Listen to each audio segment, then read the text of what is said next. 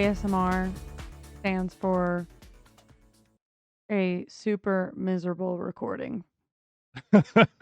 For Eddie, apparently. Very nice. God, I hate hate- ASMR. You hate it. It Why do you hate pisses it? me off. I don't know, because Why? it's dumb. Stop making unnecessary noises. Is it If because it was like all natural, sure.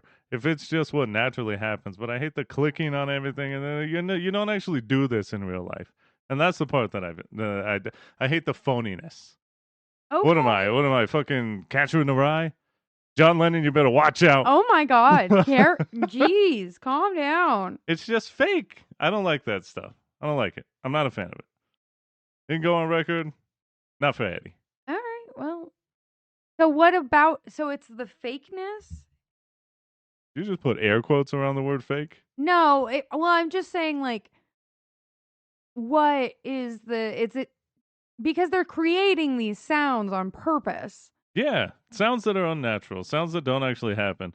All the slurping and the when you're eating like a burrito. Is it specifically like mouth sounds that you don't like? And like the nails on everything. It's like you don't do that when you open a wrapper. You don't do that when you open a candy bar. You don't click, click, click, click, click, click, click. No, just open it, and if it makes sound, sure, whatever. But all the extra stuff upsets me. Okay. You want to talk about things that upset me, like in Before Sunrise, that episode? We found a thing. Yep. And I feel like I've complained about this before, but good God. It's really that bad, huh? It does, in the grand scheme of things, yeah. Okay. All right. I'm sorry. It's fine. Anyway. My little bud. Oh, you meowing just for me. No, he's sleeping. My baby bud. Mm-hmm. The sweetest word that there could ever be. He's asleep. He's sweet. Mm-hmm. And he's snoozing. And I hear his little breaths.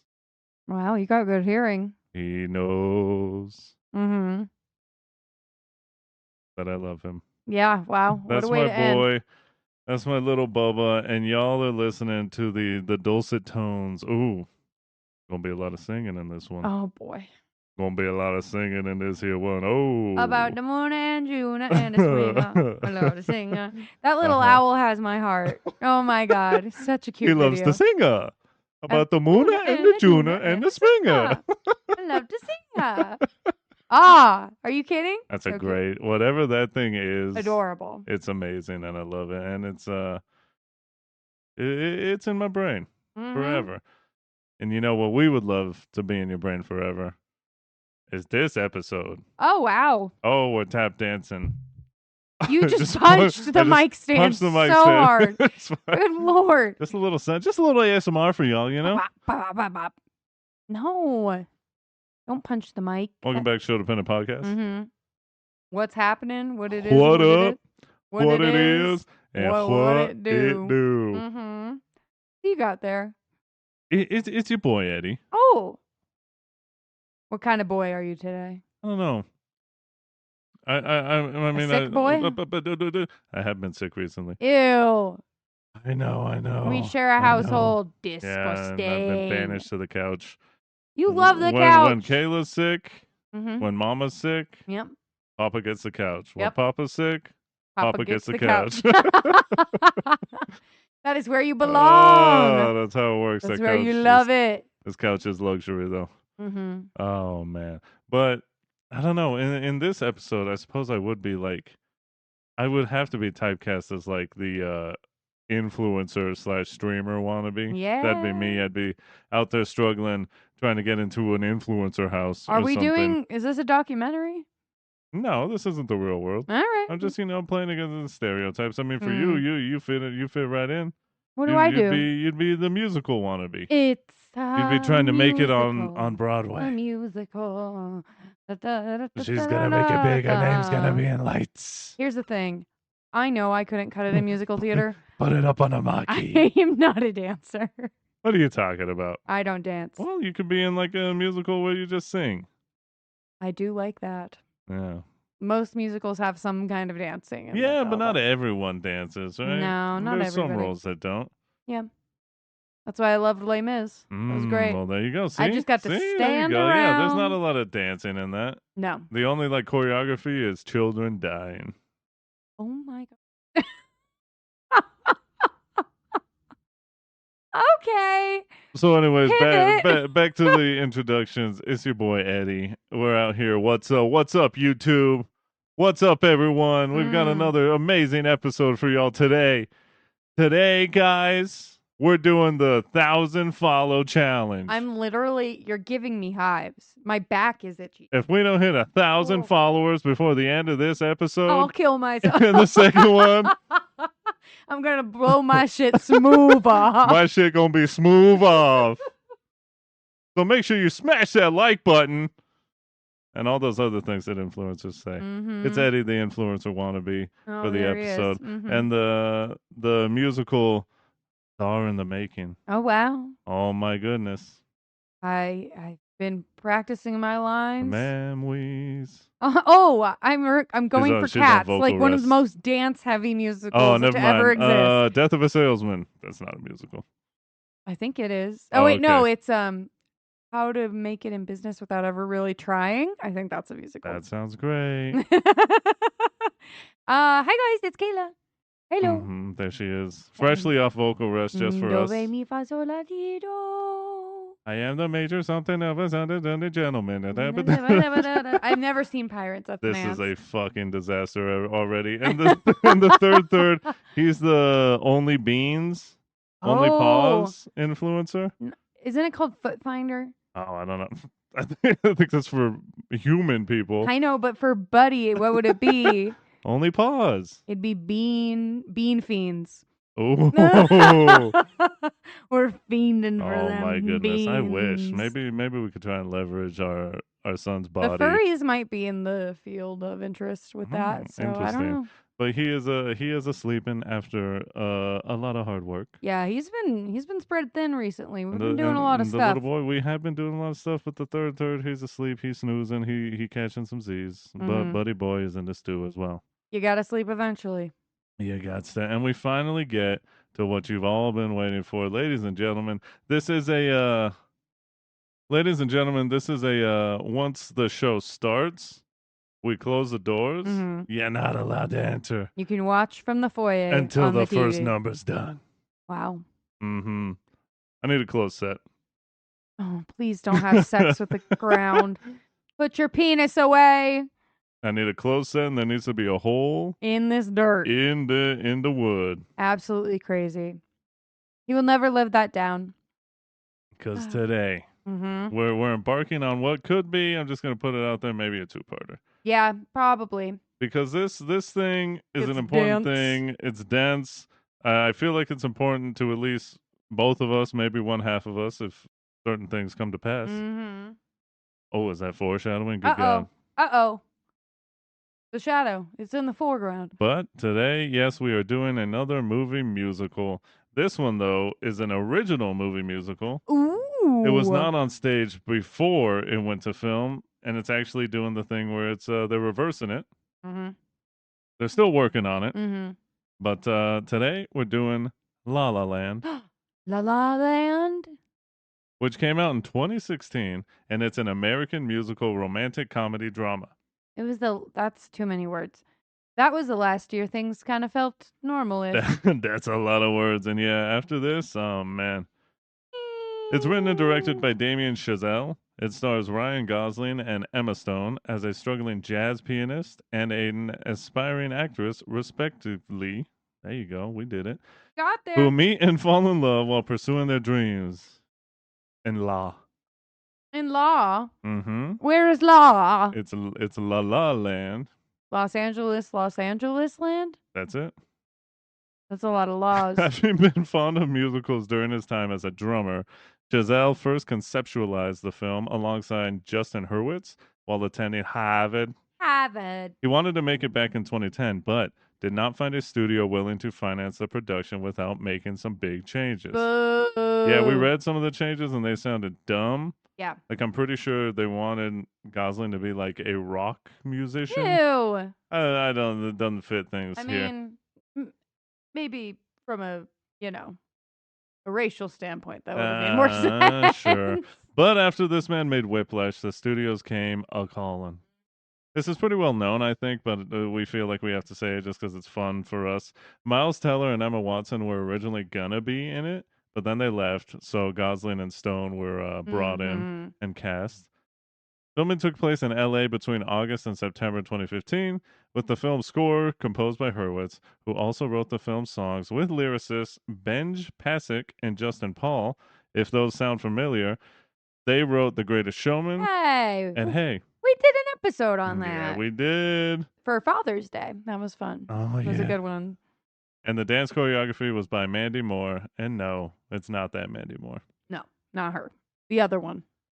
The other one, the choreographer. Yeah. The last little bit here from our Bud search is that this film was a huge hit, both commercially and critically. Now, normally this isn't something that we really care No, about we don't really 'cause buy into accolades very you know, much. the critical acclaim and stuff isn't what really makes a film special to us. No. I could care less what a critic says. Mhm. There's no nostalgia in a critic's rating for us. But we bring it up just because I do think it's important with a film like this because of what I feel like it did for movie musicals Oh, and yeah. musicals in general. I do think that it's important to point out that there was huge praise, particularly for Chazelle's direction and screenplay. Mhm. The performances of Gosling and Stone, the score, musical numbers, cinematography, visual style, costumes, and production design all around, this was highly praised.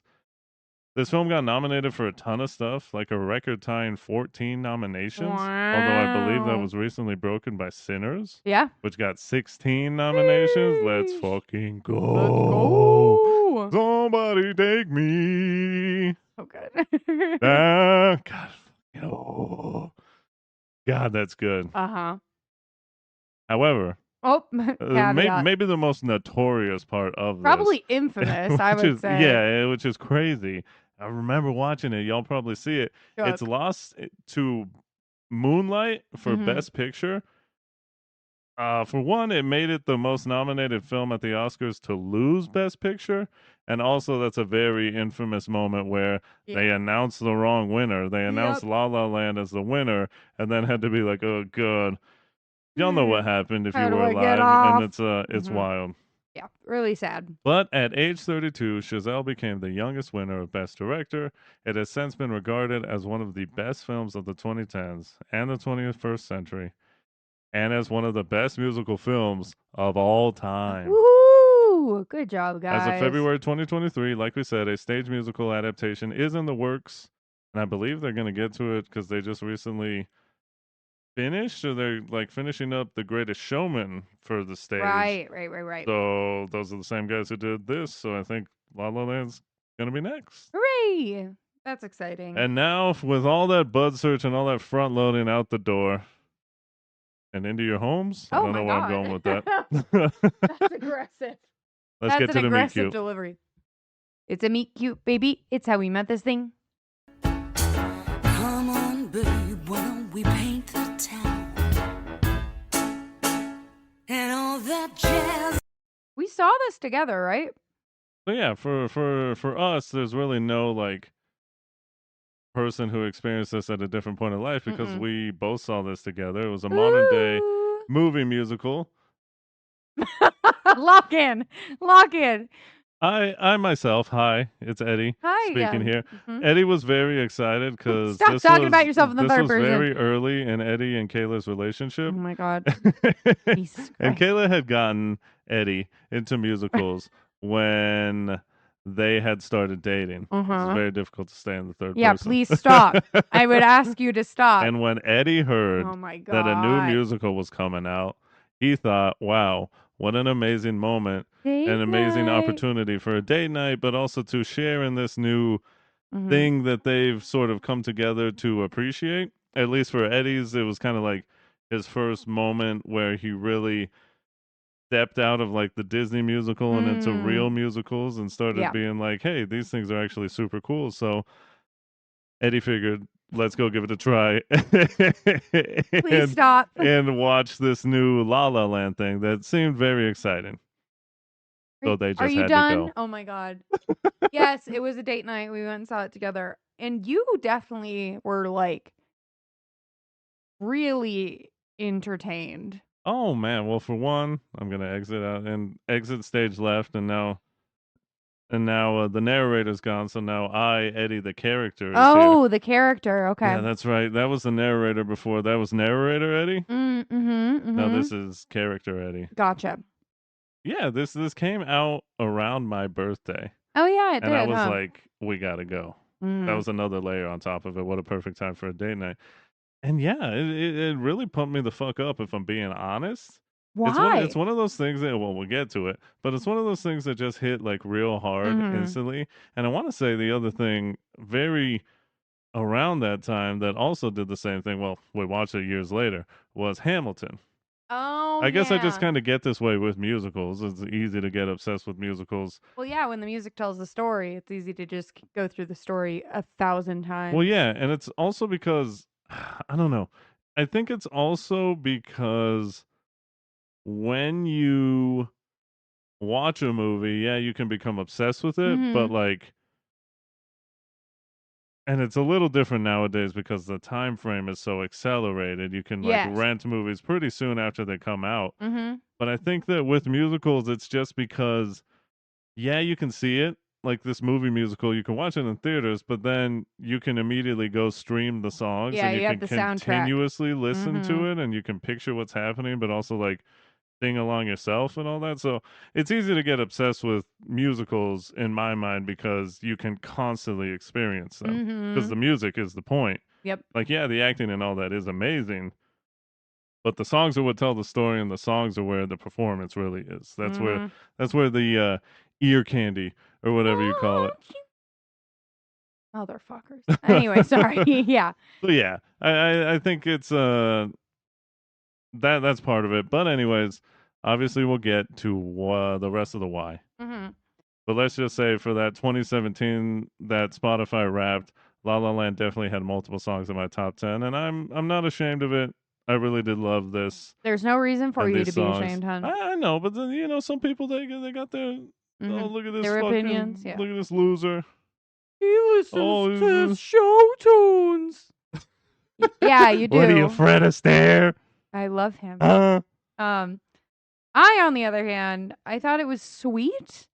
But it was really, really sad. And I feel like that is such a thing with musicals. It's like, I love them until I don't. And then when I don't love them, I stop listening to the music because I say, no, this is too much. I'm too sad. I'm done. I'm done. The only musical that I've been able to do that with is Les Mis because I had to know the show. Oh, So wow. I forced myself to listen to second half. But now when I just listen to it for pleasure, I only really listen to the first half. Oh, one day more. Oh my god. What a beautiful finale for a first act. And I'm sure we've said this before, probably in every episode we've done a musical for. And if we haven't, we'll say it here because we always say it to each other. I truly don't understand how so many musicals, the first half is all bangers and the second half is just sad and hardly Please don't make me anything sad. bangs. Can we just have a musical that's like, it can start off rough and then end really happily? There's that. Can I do that There instead, has to be one please? of those or one that just maintains. Yeah. I don't know what it is, but if y'all have seen Wicked Part 2, y'all know that the second half's just not fun and doesn't bang. And sad. But as far as this goes, Eddie was way more into it than I was. But it was really cool to see people kind of like dancing and performing on the big screen in kind of this non-traditional film setting. But it was nice to get to see this after The Greatest Showman came out because I thought that we were kind of heading into this more accepting place for musical theater. And yeah, it's very funny because before we started recording this episode, we were watching something else related to our next topic.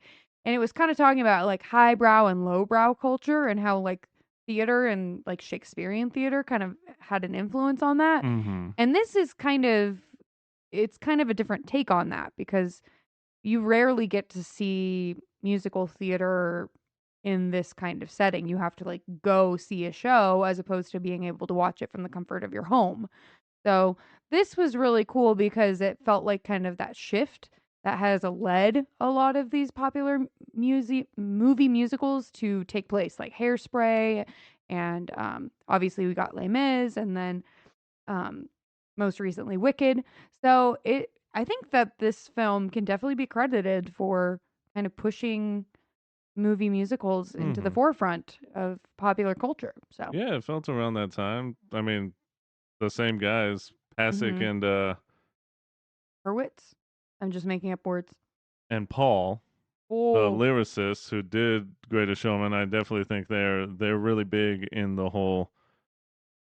I'd give them credit for, like you said, making it more mainstream Yeah. and making it a little bit more okay. Because, like we said in a previous episode, musicals are definitely still a thing that a lot of people judge very heavily as like, wow, that's one of the dumbest things I've ever heard. If there's an equivalent for like the judgment that like theater kids get in popular culture, it's like it's like Comic-Con's version of like anime fans. It's like, oh boy, there's the stinky losers that are Oh, way too God. into this shit. Yeah. Yeah, it's something. Oh man. But let's get to know it on a deeper level. Woo. Getting to know each other. Bow. It's a musical, and nothing's as amazing as a musical. So to start it off, just before we get into our big section here, Uh-huh. I just want to set a little bit of groundwork. We got Emma Stone as Mia, and she wants to be an actor. Good luck with that, girl. So we kind of see from her the pain and monotony of being one in a sea of millions, vying for it's the a lot. same thing, Mm-hmm. which, I mean, nowadays is very much kind of where most kids seem to be, most young adults seem to be, because everyone nowadays wants to be, funny enough, influencers, like YouTube creators, streamers, and all that. And those are very, very saturated markets. Almost like a podcast. Oh, man. Hope nobody had the idea to do that. That would be a little dumb. But she is initially, doing her thing, but also she is drawn to the music of Ryan Gosling, who is Sebastian or Seb. There's a crab in this musical? From The Little Mermaid. That's the joke. No, I got it. Yeah, are you sure? You didn't laugh, so... Yeah, he's not Jamaican, though. He's a white boy who is the jazz expert and wants to own his own club. Mm-hmm. Just immediately, one thing that has always stuck with me, and I feel like I got to point this out now because there's no other place to do it. Nope, you got to shoehorn this in. Is in this movie, mm-hmm. early on, Ryan Gosling delivers the line, "Oh, so you're a barista?" Mm-hmm. And absolutely loved the way that he chose to. I can't remember the last time I heard you say that word properly. Yeah, I was gonna say, and I don't even know you pronounce it because it sounds weird barista. For me. Yeah, most of the time people pronounce it that way. At least on the West Coast. They might say it on the East Coast that way, but I don't know. That's the thing, maybe, but I don't know. But either way, ever since I heard him say that, I legitimately, that's the only way I say that word. And even thinking about it now, I legitimately had to have Kayla say it because I was like, how do you say it? How do most people say it? Barista. I love that he says barista. And I choose to say it that way because of this film, if I'm being honest. So that's a big tell as to one important thing. Stuck in your brain. But these two, oh boy, they're great together. Here's the question, though. Yeah. They both shine. But can that shine be too bright? Oh. With both of them together? Are you saying they're going to create some kind of supernova effect? Like they're going to eat each other's energies? Yeah, something like that. Okay, that's that sounds supernovas scary. Do. I don't know what isn't a supernova a star dying? Oh, I just made myself sad. No, I don't want to be sad already. Oh boy. Gotta make them wait for it. Well, guess what? Yeah. It's musical. Oh, a musical. Box stepping. 1, 2, 3, 4. And it's about making it big in LA, baby. Oh, come here, kid. Have you ever had this desire? Come here, kid. Let me see your face. Ew. Put your face next to mine. Look up at the sky. Look up at the sky one day. Yeah. You're going to see your name in lights. Oh, wow. They're going to be saying, kid.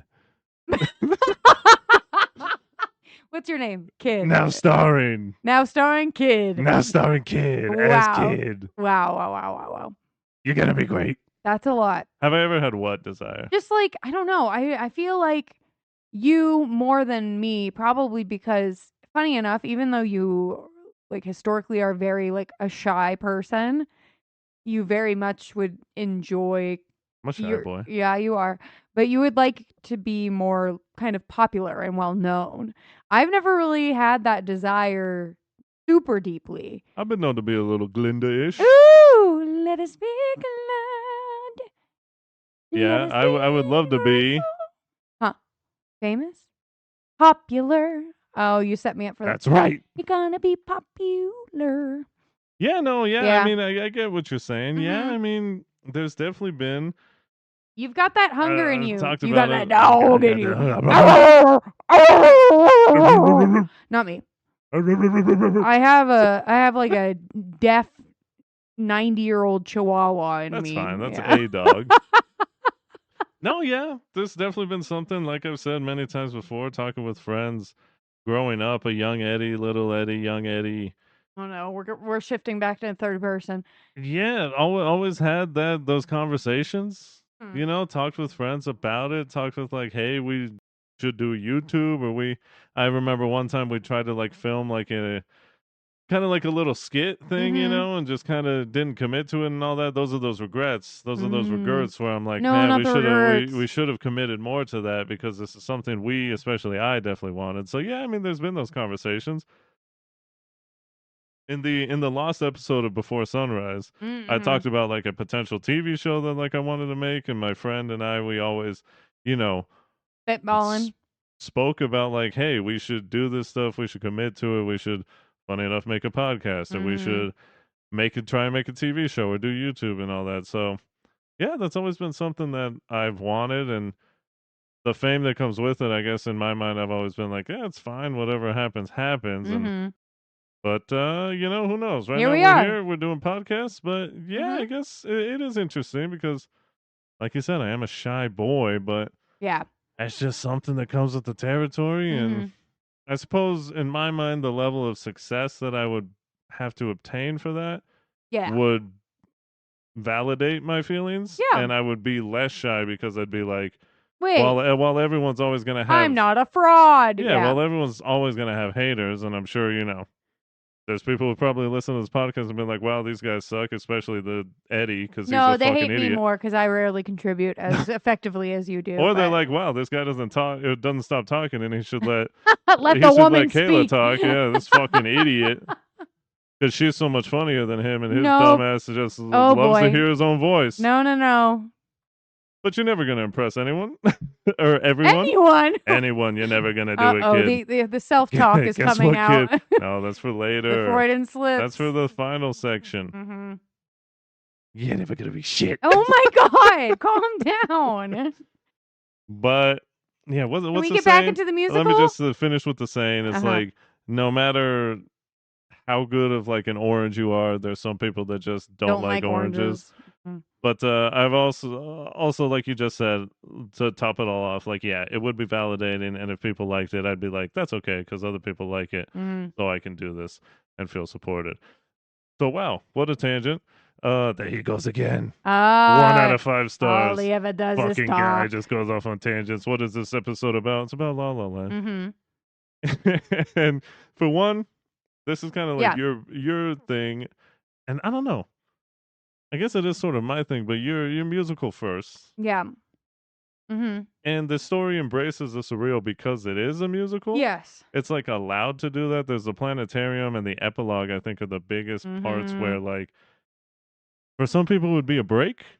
Yeah. You know, and that's the critique of musicals. It's just like, why do they always have to do all these Why weird do we have to things? sing our feelings? Well, there's that, but also like, you know, in the planetarium, they go flying into the sky out of nowhere, and it's like, oh, well, I thought this was a realistic movie, and it's like, but that's musicals are like a metaphor. Mm-hmm. How many times do people have to say it when the A emotions billion get too times. big? Yeah. This is what it like feels like. What is it when words fail, music speaks? There it is, baby. Claps. No, but I agree. We've talked about this. We kind of get it instantly with the first number, which is Another Day of Sun, Oh, where they literally shut down a huge portion, in my opinion, huge portion of the freeway in LA. I mean, any portion of the Any freeway in portion. LA. I mean, what's That's the a real big. difference if it's standstill, you know?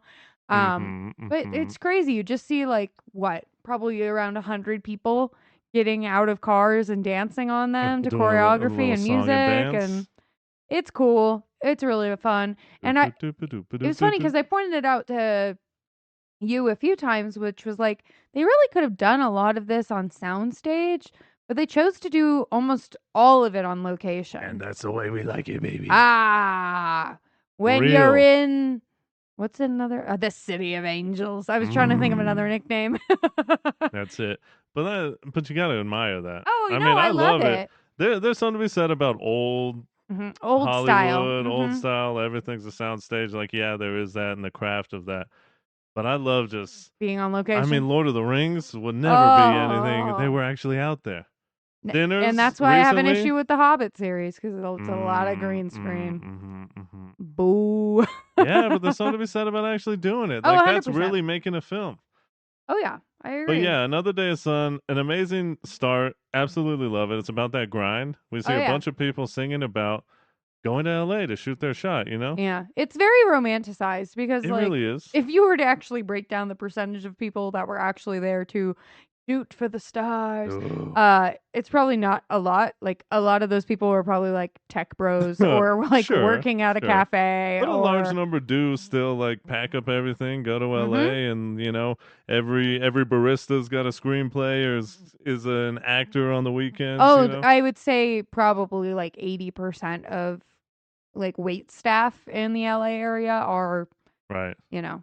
Which is why it's so cool. Where is it? In New York where they have that restaurant where Oh, the yeah. staff are like off Broadway or something and they like sing musical numbers during the night. That's a fun way to like have a job but also sort of live out your dream, which I love. I love that shit. Oh, yeah, absolutely. And they always do so well. It always amazes me. I There's a don't know. lot of talent in the world. Yeah, and that's the thing with like not to get into it, but like nepo babies and stuff where Jack Quaid, I like him. he knows. He knows. He's very aware Because that the reality of it is like there's so many talented people out there, but what gets your foot in the door is your name and or the connections you have, which kind of leads us into the next number, which is called Someone in the Crowd. Why'd you pace it like that? Someone in the crowd. ah. Yeah. I don't know. It was just you know, my That's artistic how choice. you felt it. That's how I chose to deliver the line, and it could be iconic someday. Yeah, I mean, it's funny because I was kind of poo-pooing this to you when we were like writing notes. You was. And it, you know, just because I'm kind of like jaded on the idea that, you know, it's all about the connections. That's what it's We're gonna be going into this voice a lot this episode, I think. But yeah, it feels like in order to be successful, you genuinely cannot do it on your own. You have to know somebody who knows somebody who knows somebody, and you have to follow those chains.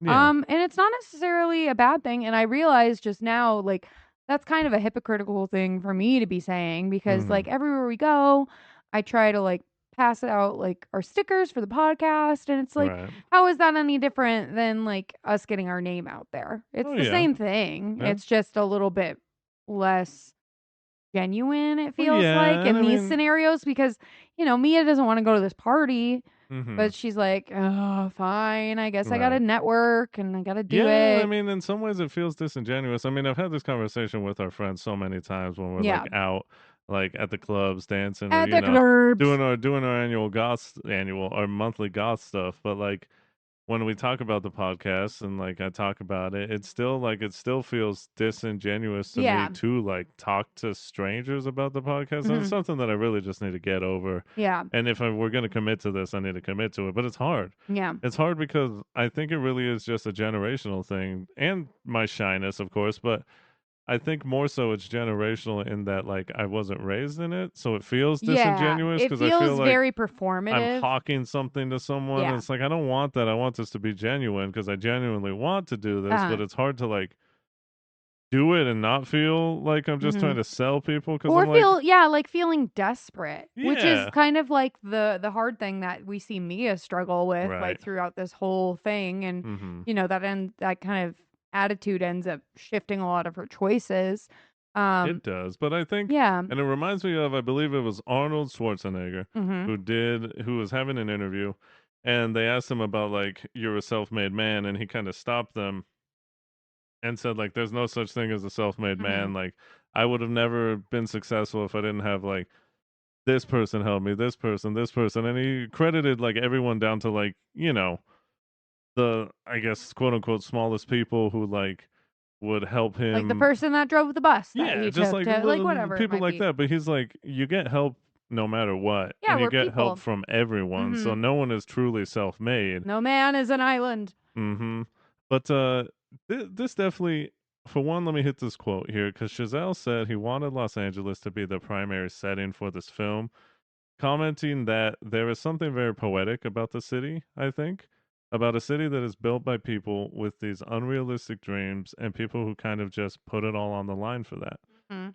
Which, and someone in the crowd, for one, musically, I love the way that the song, Oh my gosh, the build the and then build is the so good. That bum, bum, bum, bum, Mhm. bum, bum, which, oh my God, musicals are, musicals are the His best. hands are up, his Musicals are eyes the are shut. best. I'm He throwing my loves it. hands up. Mhm. Guilty. Because Yep. I I fucking love love a them. musical. What do you want me to say? Gonna But sue me. but it's also like, I feel like the song is very romantic Yeah. in like the love for that grind, I guess. Mhm. Because there's a certain thing, I'm sure, when you get good at it. I'm definitely not good at it or good to it, and Speaking? it's not good to me. Anyway, Sorry, I love you. that too. But I feel like it's romantic. Is that the right term for like the dream of going to the party? You got the glitz and the glam of LA. You see like anyone who's anyone Some people might is say there. delusional, but yeah. Sure, but Mhm. it's like, but then you do something or whatever. It's like Matthew Lillard, who Yeah. Things didn't even happen. go audition for this thing and scream, but he got seen by an agent, and now he's one of the Mhm. biggest guys. Matthew Lillard, great guy, great actor, all that stuff. But it's like, it's romantic, that idea of like, you could. They literally say like, if this is a real audition, oh God help us all, Yeah. because it's like, it literally is a joke of like, the world is a stage. Like, Mhm. the audition You could have to be be on. at a party. Mhm. All the You could be time. seen. So yeah, kind of, I get where you're coming from of Yeah. like, that's where I feel like That's the just my like jaded perspective. disingenuous. Yeah. Everybody's got an angle. Everybody's that's a pretty cynical view. Okay, Betty. But I'm much like Betty, I can't dance. and I think musically, I just love this because they hit that low point where Mia's like contemplating. She's in the mirror in the bathroom. Like, is someone in the crowd really all there needs to be? Like, am I just someone in the crowd, or do I really need someone to find me? Is this really what I want? Mhm. And the way that this is directed, and the way, I Woo! cannot sing Chazelle's praise enough, Mhm. because it's so beautifully crafted to where she slowly walks out, and it's like a dreamlike state, Mhm. dreamlike walk, where she's walking out towards the crowd, and the music's low and slow, and there's like, it looks like snow, but it's like paper or something, like Yeah, it's like confetti. confetti falling from the upstairs area, and she walks out, and then we just see a guy jump off the top Mhm. and like do this cool flip thing. He's looking like fucking Ricochet out there. Hell yeah. Just doing like a twisting whatever into the pool. And as soon as it hits, the music just boom, Mhm. pumps up, big finish, and the tempo raised, and it's like a frenetic, like Mhm. chaotic energy. Big finish, dun, dun, dun, the crowd, dun, dun, Yeah. dun, and they're all dancing and all that, and the camera's spinning, and I'm dizzy. and then it culminates in just a fireworks show. Mhm.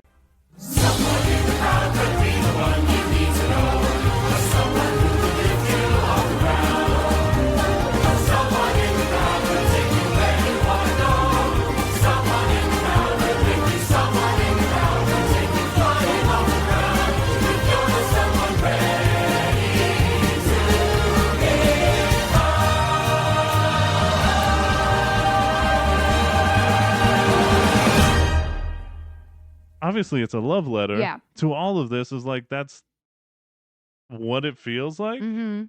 to, I don't know. To reach your potential, Yeah. or at least feel like you're close. Yeah. This scene always reminds me of Great Gatsby. Yeah. They are very, very intertwined in my mind. Uh-huh. But yeah, no, it's such a good number.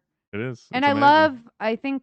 I don't know if we bring it up later, but like the colors and everything, like this film is very stylized, which I really appreciate. But especially Oh, this it's great. scene and Yeah, and he said he was, oh Another God, Day of Sun, I should have wrote it down. Sorry. umbrellas. Of Cherbourg Yeah. was one of the movies that he Mhm. was very influenced by because of the colors Yeah. and kind of like the feeling The it gave. aesthetic. Yeah.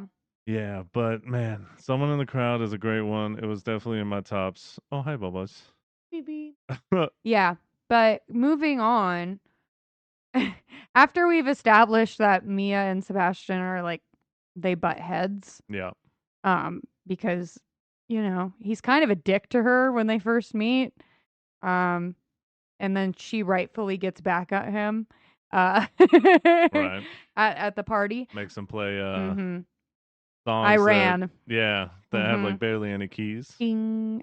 Oh, so you're a barista. A barista. But then they actually end up kind of having some kind of what seems to be a connection, I can see despite it. what they say. Nice try, kids, but I see there's something in between yous. Mm-hmm. And we get the song "A Lovely Night," which is funny because I didn't know that's what it was called. So in my notes, I was like, "What a waste of a lovely night!" And I was like, "This is a very wordy title. Sometimes Good thing they it's are not that. the title." Yeah, for one, another Bud search, little Bud fact is this had to be completed during the brief magic hour. You Mm-hmm. know, if you're a who knows this stuff like Photography. photography, Mhm. yeah. Or All my videography, Tumblr anything like girlies, that. where Golden you at? hour. That's golden hour. But magic hours, Oh, this is like sunset. sorry. I hate golden hour because my eyes are sensitive, so I can't do photos during that time. Is that the time where it's like weird to play catch outside? Yeah, it's like approaching dusk. Yeah. Oh, I It's when hated Eddie that. got hit in the face Oh, multiple I times. hated that so much. It was like I was seeing two balls. It was insane. Lucky man. Hey, now. Take it Hey, easy. Heated Rivalry might be another episode. Uh-huh. But it took them 8 takes and 2 days to shoot Yikes. this number because Lighting. Gosling and Stone, Gosling and Stone, they had to learn to sing and dance for this. So, it wasn't like Yeah, second I mean, nature to them. I guess Emma, did she really sing it very much before this? I feel like she didn't I have don't too much think experience, so, yeah. but we know that Ryan has. Well, yeah, he has a little band. Yeah, He's got that song in the little goth Conjuring. boy. Yeah. Oh, God. But So it's cute. a fun song about how much they don't like each other. But hey, it's a nice night to dance together, maybe with some spontaneous choreography. I am gonna put on my tap shoes. Are you ready? I love musicals. These two people don't know each other at all, but they know how to do a little song and dance together. Apparently. Isn't that delicious? Mm-hmm. And we get the cover of this movie, which is really nice during this number. They do the little tap dancey stuff, and they do the so little, cute. their hands go, you've seen the Ha-ha. cover, where their hands We are out, slide. they're like, ba-bam. Boom. Yep. At a diagonal. But it's tongue in cheek, which is an idiom, a term that I think is funny. I was thinking about it earlier. It's like, why do we say tongue in cheek? That's weird. I don't know, because you're saying it out of the side of your mouth. I guess. I don't know. But they're obviously connecting. They're two dreamers. Mm-hmm. But my favorite part of this is actually like not even the dancing at all, because I mean It's a not good number though. It's not fantastic dancing, but it's like the motions that they're doing are conveying their feelings, which is the important part, even though they're technically not the best dancers ever. Wow. I'm not either. I'm not saying I could do it better. I'm just saying I've seen better. Oh, But okay. Step up. no, my favorite part and the most romantic part is that he like walks her to his car, or sorry, he walks Mia to her car, which is like multiple blocks away from the party, and his car was parked right outside of the house they were at. Boy. And I was like, I'm gonna throw up. He walked so far to just like get her to her car. What a guy. It's so nice. I Yeah, love that shit. Oh, so cute. So cute.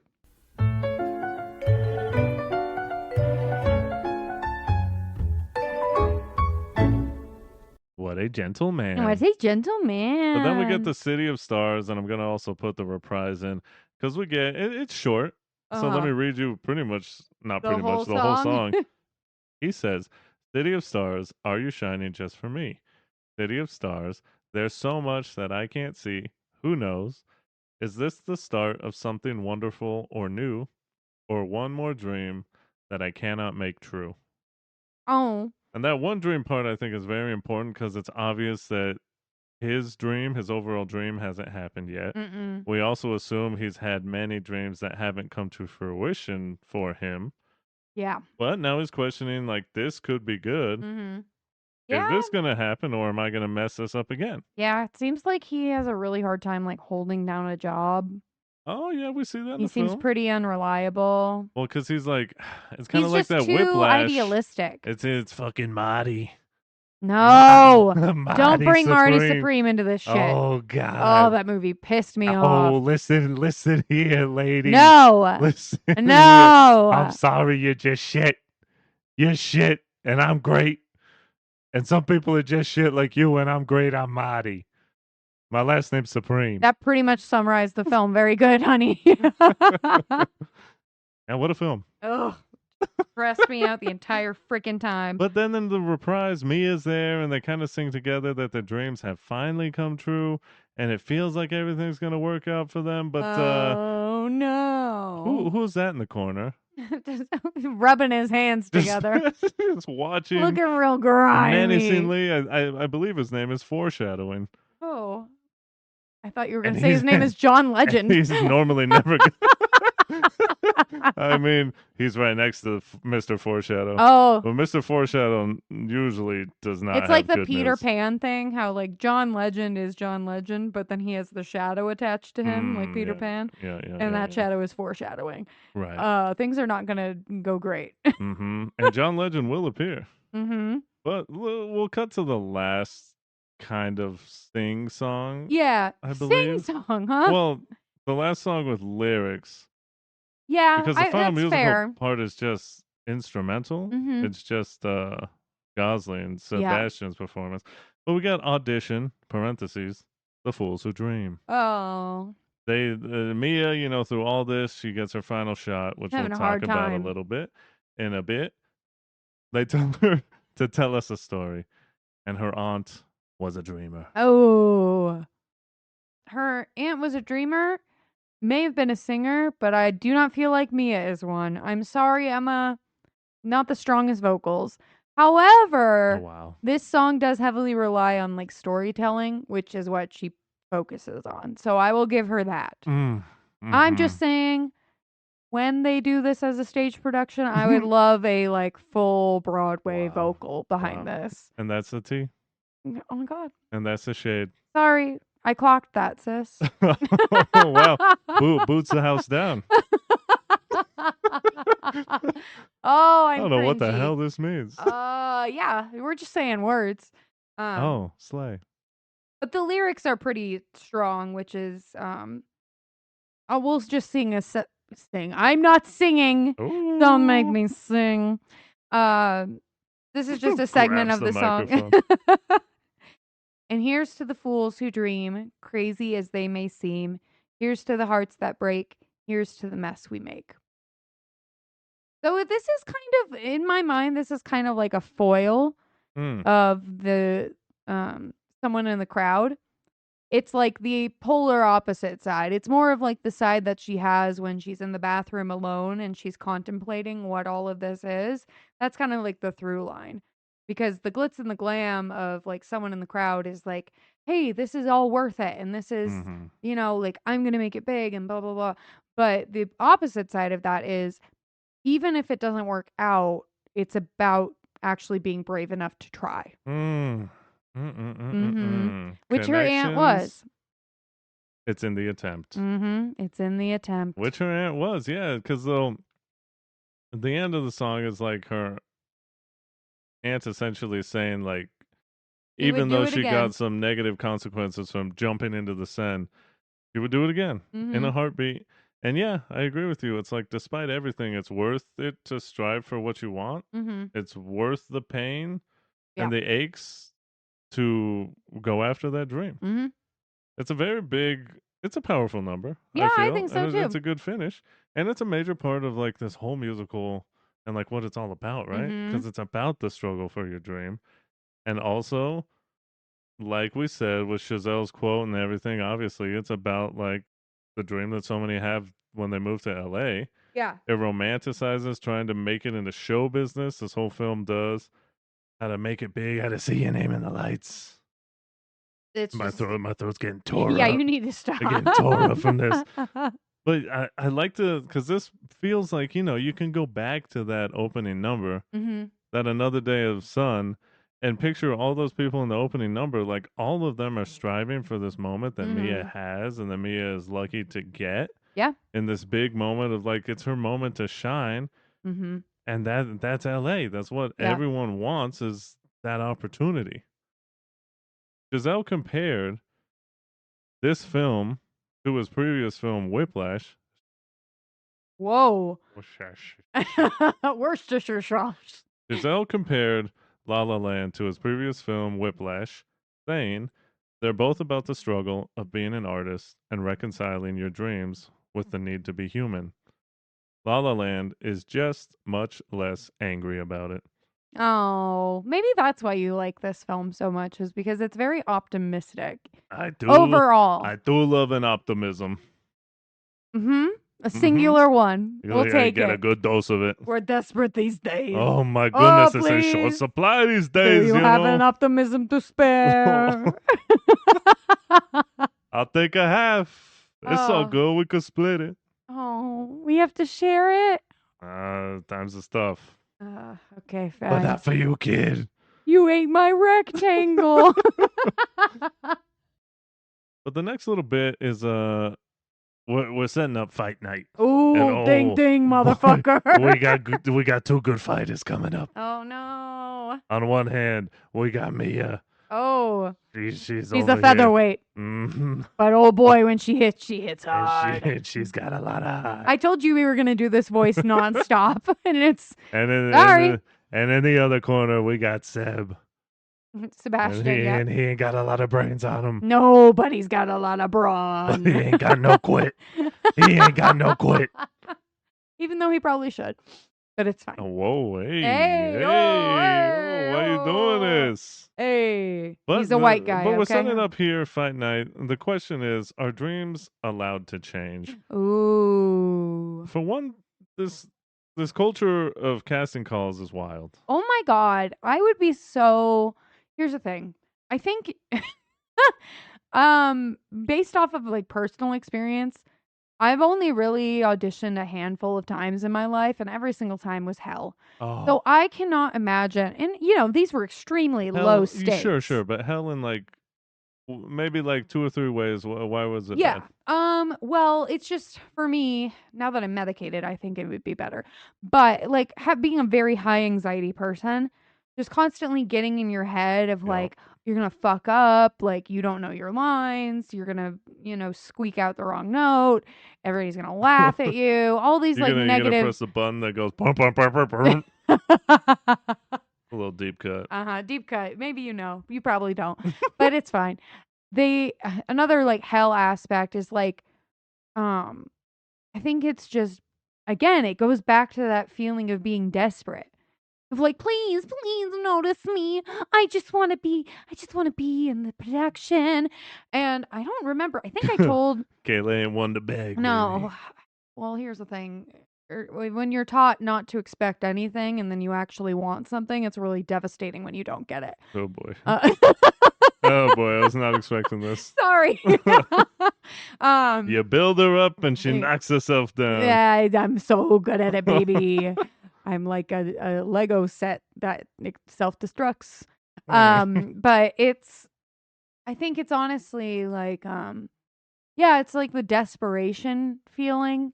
And then I think another like hellish aspect is just like knowing that everybody else there is most likely feeling those exact same things. Mm-hmm. So it's a really, really tense environment.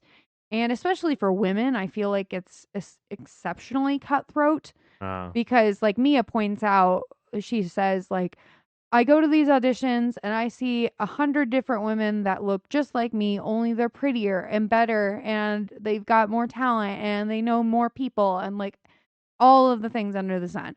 So it's just like a very like sad thing that I feel like actors have to go through. I feel like it might be shifting in the modern era with technology. Like people are able to, maybe not have to do things as, um, you know, it feels a lot like a humiliation ritual. Oh boy, the Um, Illuminatis. yeah, it's a lot. No, but I guess to interject real Yeah, quick, go ahead. I do understand that in the fact that like nowadays you can be discovered on the internet, Yeah. which sort of is able to cut that Mm-hmm. casting process a little bit, I'm sure. Yeah. Like you But still, still, it's I'm a sure you, saturated market. yeah, but yeah, it's hard to stand out in that crowd. Mm-hmm.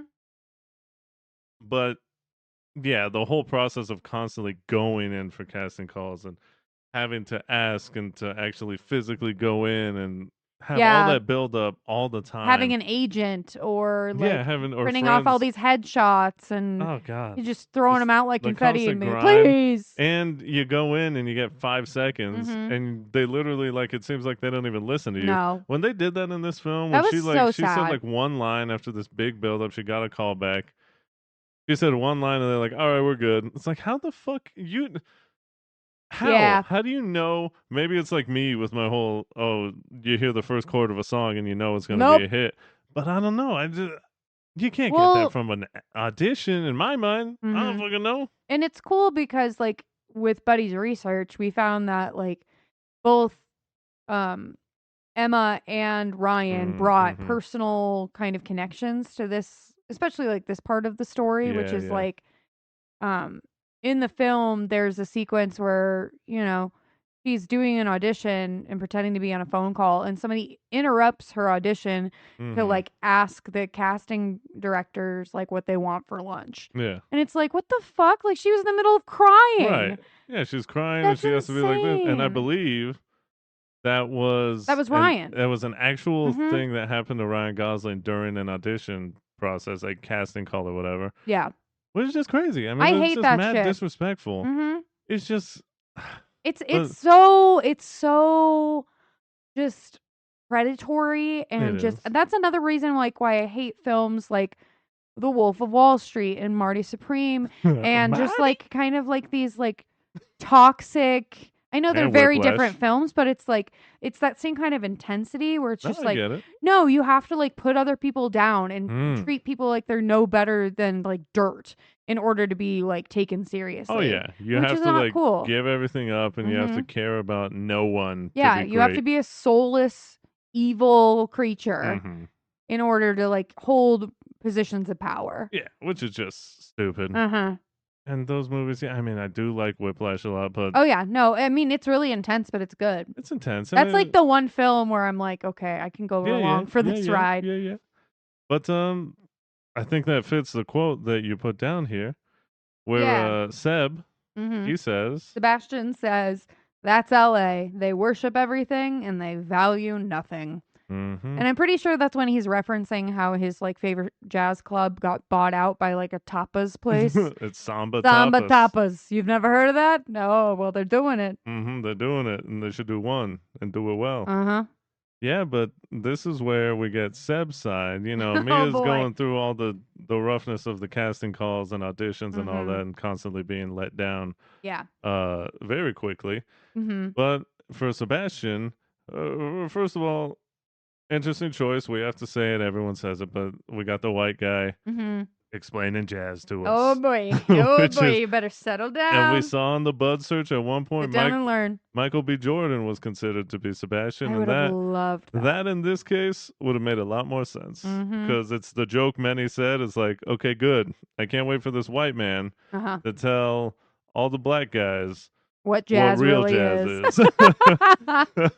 Oh my but god. but I don't think it's that like egregious in it. If No. I'm being honest, he's very passionate about it, Mhm. and there is a little bit with the guy who we'll introduce Yeah. soon, which is pretty annoying, Mhm. where he like questions this man because it's like, well, this is like their culture. This is like Mhm. something that they created. Yeah.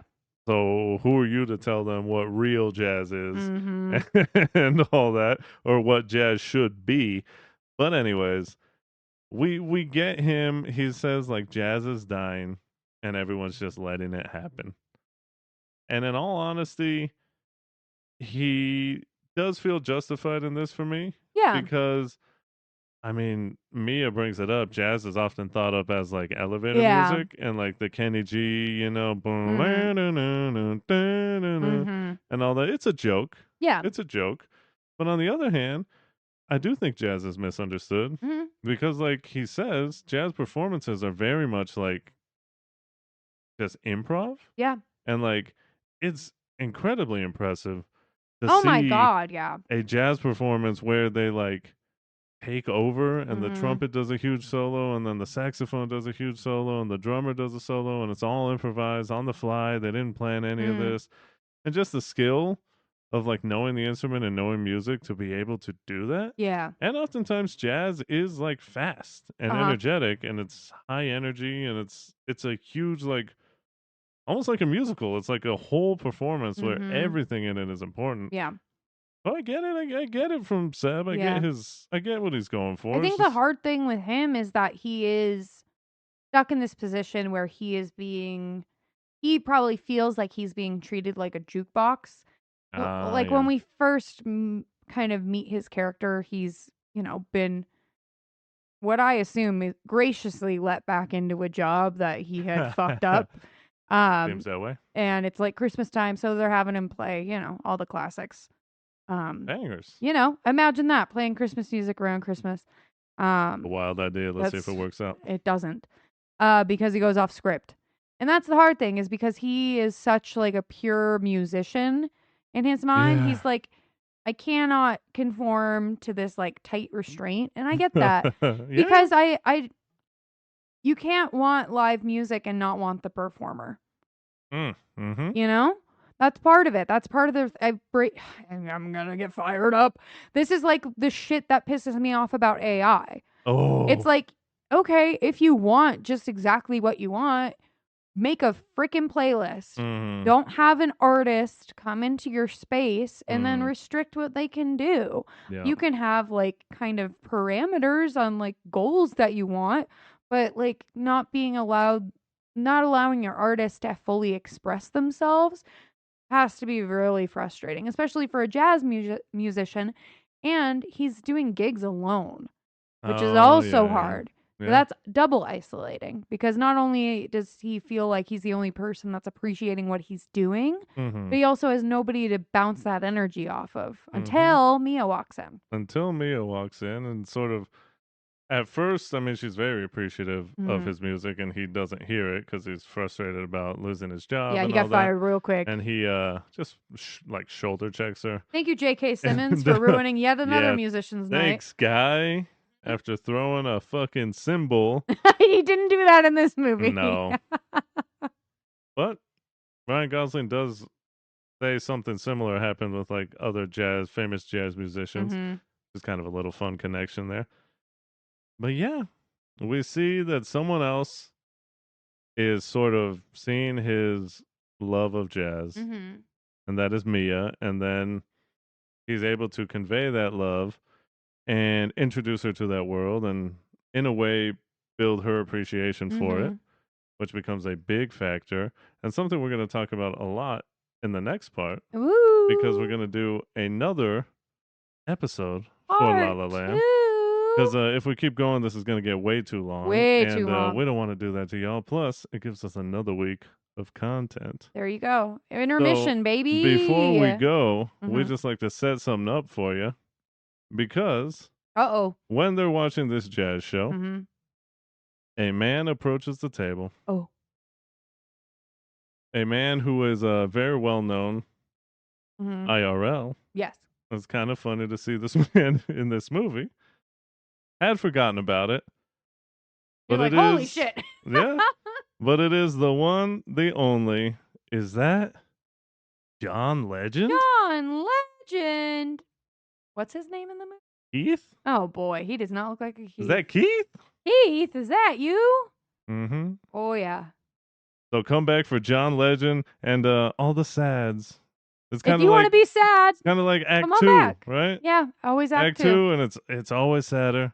You look, We'll see who cries. Oh, Could there be will both of be us. tears. Could be none of us. There will be tears. Maybe it'll be I Betty can this time. promise Who knows? that. So that's next time. on the Sho-Dependent podcast. Woo! And for this half, that was that. And this is this. Thank you all so much for listening, sitting down, hey, giving us a little opportunity to audition in front of you. Whoa, wait. Listen, please. Give us a second. Don't open the door. You can order your sandwich after, for Christ's sakes. Oh, I need my pastrami now. We just want to give you some stickers so you can hand them out to your friends and let them know that for one, if you liked what you've heard, you could please follow, download, and spread the word. And then you can tell all your friends, all your jazz musicians and your trios or your quartets or your quintets, and tell all the countless other redheads or in blondes white shirts without or a coffee brunettes stand. Mm-hmm. or whatever color your hair is for this audition, that they can all find the Sho-Dependent podcast wherever you listen to podcasts, talking about Apple, YouTube, Google. Everywhere. Is Google? No, I think Google still is just YouTube now. Anyways, Amazon. We're over there. We're there. Wherever you listen to podcasts, we should and shall be there. If you want to follow the podcast itself, it's at Sho-Dependent Pod. That is at SHO Dependent Pod. If you follow myself, it's at Victor V. Sweet on Twitch. Gorgeous Wiki, you be found. Oh, gosh. Probably just like scrolling on TikTok, watching people try their best, you know? I'm like, oh, that's really good. It's funny because that's kind of a difference between you and I. Is when I'm on TikTok and if I see somebody that I think has talent and I like what they're doing, I give them a follow. And you just swipe on by. And I'm like, but honey, it's their dream. It's their dream. I guess you're right. Yeah, I guess support the dreamers, part honey. of me is just like the algorithm will bring them back to me. I don't need to follow anyone on this fucking app. Hey, you can't have faith in this algorithm But you know anymore. what? That's hypocritical of me because I also want the follows and stuff. So I'm sorry. Yeah. Apologies. Change your tune. Apologies. Apologies. It's just the millennial in me. Oh boy. All right. But we'll catch you on the next one. See you and I think we'll leave you with a little something for a little question that John Legend has for Seb and maybe for some of y'all. There you go. You're so obsessed with Kenny Clark and Thelonious Monk. These guys were revolutionaries. How are you going to be a revolutionary if you're such a traditionalist? You're holding on to the past, but jazz is about the future.